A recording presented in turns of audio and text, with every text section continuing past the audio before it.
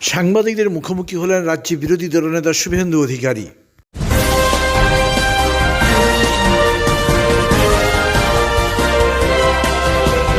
প্রথমবারেও objection দিয়েছি, দ্বিতীয়বারেও হরিকৃষ্ণ দ্বিবেদী একটা বড় ডাকাত, তার বিরুদ্ধে আমি তো অপোজিশন লিডার হিসেবে সেকেন্ড টাইম অবজেকশন দিয়েছি। আমি অত্যন্ত খুশি যে ভারত সরকার দ্বিতীয়বারের এক্সটেনশন রিজেক্ট করেছে। ঠিক একইভাবে ডিজিপিকেও সেকেন্ড এক্সটেনশন দেওয়ার জন্য এই রাজ্যের মুখ্যমন্ত্রী লিখেছিলেন, এই ফাইলটাও ভারত সরকার ফেরত দিয়েছে এবং এই দুজন অফিসারের বিরুদ্ধে খুব সুনির্দিষ্ট তথ্য আমরা দিয়েছিলাম। যেমন হরিকৃষ্ণ দ্বিবেদী, তিনি 3টে সরকারি ফ্ল্যাট বা বাংলো ইউজ করছেন এবং 16 লক্ষ টাকা রেন্ট তুলেছেন। স্বাভাবিকভাবে আমি ভারত সরকারকে ধন্যবাদ জানাবো যে তারা এই দুটো ক্ষেত্রেই সেকেন্ড টাইম এক্সটেনশন দেয়নি। এরপরে আজকে যাদের করেছেন তাতে হোম সেক্রেটারিকে সিএস করা হয়েছে। এই হোম সেক্রেটারির সঙ্গে আমি কিছুদিন পরিবহন দপ্তরে কাজ করেছি। এত বড় করাপ্টেড অফিসার আপনি খুঁজে পাবেন না এবং পরিবারের লোককে ইনি আপনার managing director West Bengal state highway corporation. আমি আপনাকে বলছি ইনার পরিবারের লোক স্টেট হাইওয়ে কর্পোরেশনে enjoying special extraordinary and illegal benefit. আমি ঠিক সময়ে আপনাদের সামনে ডকুমেন্ট দিয়ে দেব। He is completely a corrupted IAS officer. তাকে করেছেন কারণ তার চিফ মিনিস্টার যদি করাপ্টেড হয়, চোর মমতা, তাহলে তার তো করাপ্টেড সিএস লাগবে, তাই করেছেন। আর সেকেন্ড হচ্ছে রাজীব কুমার মমতা ব্যানার্জিকে বাইরে থাকতে দিয়েছেন। সমস্ত সিসিটিভি ফুটেজ সুদীপ্ত সেনের অফিসের সল্টলেকের এবং তার যে ডিভাইস, ফোন কলের যে রেকর্ড, সব ডিস্ট্রয় করেছেন রাজীব কুমার। অতএব ওই তথ্যগুলো যদি সিবিআই তখন পেত, ইলেকট্রনিক্স ডকুমেন্টস ডিভাইস, তাহলে মমতা ব্যানার্জি এখন জেলে থাকতেন সুদীপ্ত সেনের সাথে। তাই মমতা ব্যানার্জি হচ্ছেন সারদার সবচেয়ে বড় বেনিফিশিয়ারি, এটা সবাই জানে। ডেলোর মিটিং থেকে মহাকরণের সামনে অ্যাম্বুলেন্সকে পতাকা দেখানো এবং মুখ্যমন্ত্রীর রিলিফ ফান্ডে সারদার টাকা নেওয়া আর সারদা পরিচালিত তারা বাংলার কর্মচারীদের রিলিফ ফান্ড থেকে বেতন দেওয়া, সব মিলিয়ে মেন বেনিফিশিয়ারি যার আন্ডার কাস্টডি থাকা উচিত, তিনি বাইরে আছেন ডিউ টু রাজীব কুমার। সেই জন্য একটা শীতের সন্ধ্যায় তিনি ধর্মতলাতে সারা রাত্রিব্যাপী ধর্ণা দিয়েছিলেন এই টেন্টেড আইএএস অফিসারের গ্রেপ্তার আটকাতে। স্বাভাবিকভাবে এটা return gift on the eve of new years. Mamata ব্যানার্জিকে বাইরে থাকার জন্য তিনি রিটার্ন গিফট দিলেন রাজীব কুমারকে, যেহেতু তিনি তাকে সেভ করেছেন। সেকেন্ড থিং হচ্ছে মিস্টার রাজীব কুমার, তার বিরুদ্ধে যে গ্রেপ্তারি পরোয়ানা, তিনি হাইকোর্ট থেকে একটা রক্ষা কবচ নিয়ে আছেন। এর বিরুদ্ধে সিবিআই এবং কেন্দ্রীয় সরকার সুপ্রিম কোর্টে গেছিল। এই মামলা 2 বছর ধরে পেন্ডিং আছে। আমি আপনাদের মাধ্যমে সেন্ট্রাল ব্যুরো অফ ইনভেস্টিগেশন এবং ভারত সরকারের পক্ষে সলিসিটর জেনারেল এদের কাছে দাবি করব যে অবিলম্বে 2 তারিখে সুপ্রিম কোর্ট খুললে এই মামলাকে বিবেচনার জন্য, বিচারের জন্য তোলা হোক। সাথে সাথে ইলেকশন কমিশন এই রাজীব কুমারকে সিপি কলকাতা থেকে সরিয়েছিল।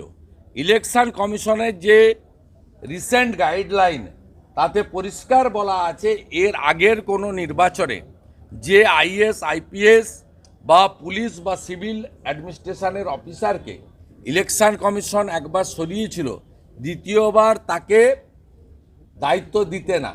তাই আমরা সবাই জানি যে এপ্রিল মে মাসে দেশের সাধারণ নির্বাচন এবং এই নির্বাচনের 14 এবং 19-এর যদি অতীত দেখেন, মার্চের প্রথম সপ্তাহে মডেল কোড অফ কন্ডাক্ট চালু হয় এমসিসি। 14তে তাই হয়েছে, 19এও তাই হয়েছে। স্বাভাবিকভাবে এমসিসি চালু হলে এই ডিজি থাকতে পারবেন না।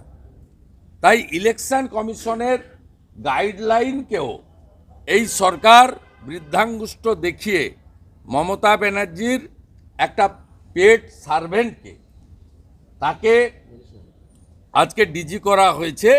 এর মধ্য দিয়ে প্রমাণিত এই রাজ্যে চোর এবং চোরেদের বাঁচানো যারা ব্যক্তি তারা সুরক্ষিত, তাদের সুরক্ষা দানকারীর নাম হচ্ছে চোর মমতা।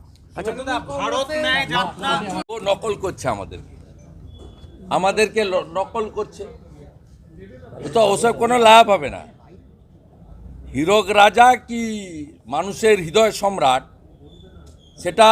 সেটা প্রমাণ হয়ে গেছে ছত্তিশগড়, মধ্যপ্রদেশ, রাজস্থানে। অপেক্ষা করুন, মে মাসে যেদিন ভোট গণনা হবে সেদিন দেখবেন অতীতের সব রেকর্ড ভেঙে, 14-19-এর রেকর্ড ভেঙে মোদিজির নেতৃত্বে বিজেপি সর্বোচ্চ আসন নিয়ে পুনর্বার তৃতীয়বারের জন্য প্রধানমন্ত্রী হবে। আমাদের দেশের সিস্টেমে পাবলিক শেষ কথা বলে, ভোটাররাই শেষ কথা বলে। Voter will speak in appropriate time.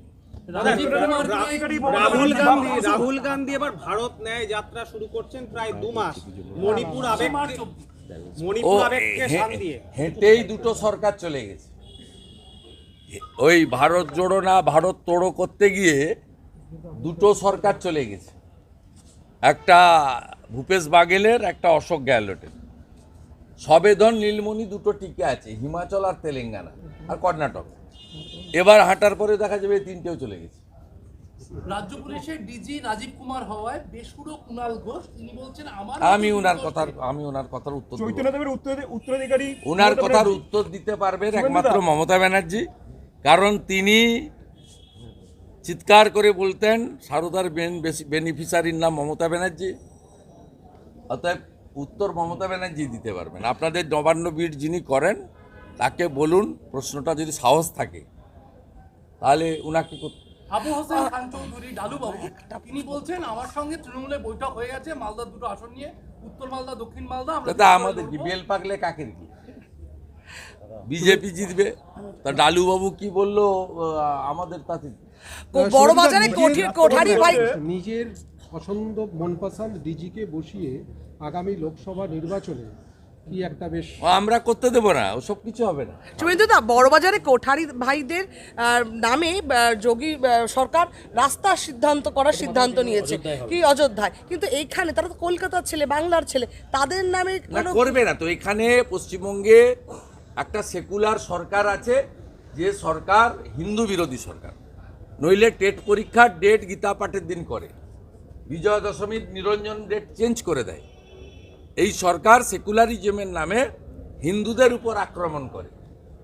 স্বাভাবিকভাবে এই সরকার করসেবকদের নামে রাস্তা করবে না। আমরা কথা দিতে পারি, বিজেপি সরকার তৈরি হলে করসেবকদেরকে এবং স্বাধীনতা সংগ্রামীদের আমরা যথোপযুক্ত মর্যাদা দেব, এবং পশ্চিমবঙ্গের যেখানে যেখানে মোগল আর ইংরেজদের নাম এখনো আছে, কর্নেল গোলা, হেস্টিংস, সব নাম নিশান একদম এমনভাবে পুছে দেওয়া হবে যাতে আর কেউ বাবার হলো আবার জ্বর সারলো ঔষধে কোনোদিন না বলতে পারে। কেকার পেস্ট্রিতে জিবে জল সপারি ওয়াও, আশাতে লাজবাব নিউ বিদ্যুৎ বেকারি, টিপটপ টিফিনে और हैप्पी पार्टी নিউ বিদ্যুৎ বেকারি, মানডে টু সানডে ছোট বড় সবার পছন্দ একটাই, নিউ বিদ্যুৎ বেকারি প্রতিদিন চাই চাই। না না